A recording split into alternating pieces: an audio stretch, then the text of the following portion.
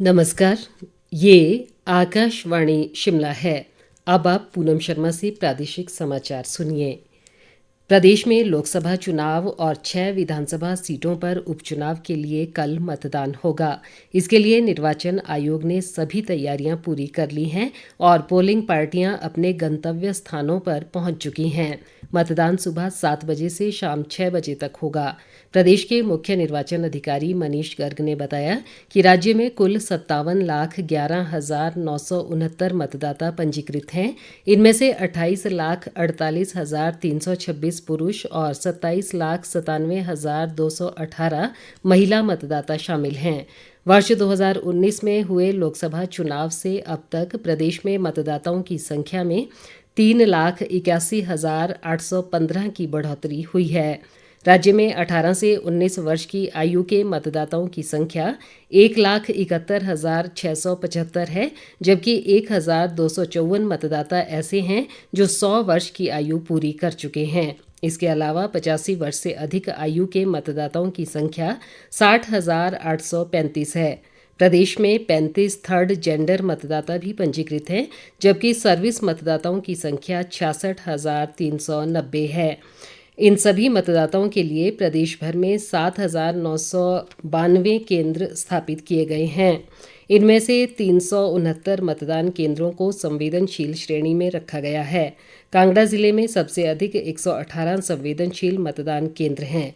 प्रदेश में मतदान को देखते हुए सुरक्षा व्यवस्था के भी पुख्ता प्रबंध किए गए हैं।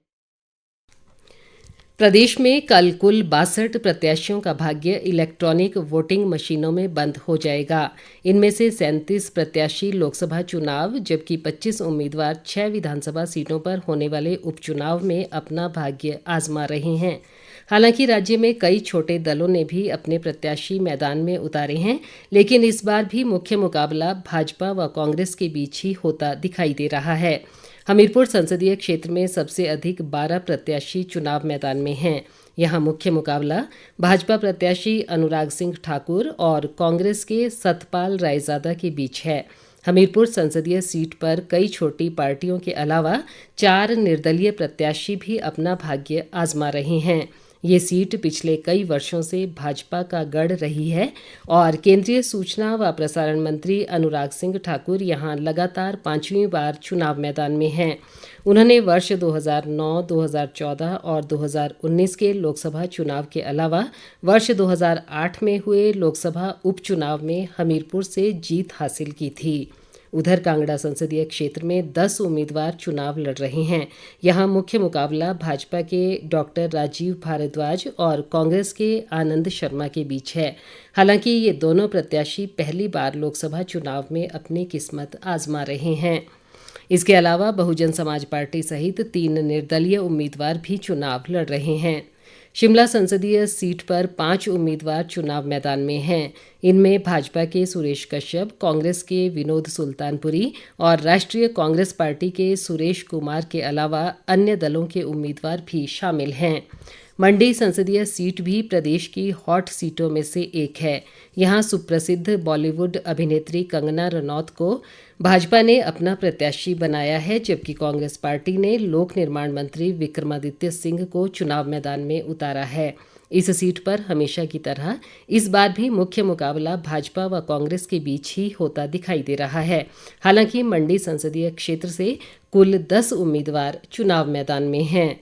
प्रदेश में इस बार हो रहे लोकसभा चुनाव की खास बात यह है कि केंद्रीय मंत्री अनुराग सिंह ठाकुर और सांसद सुरेश कश्यप के अलावा भाजपा व कांग्रेस ने सभी सीटों पर नए चेहरे चुनाव मैदान में उतारे हैं, जो पहली बार लोकसभा का चुनाव लड़ रहे हैं।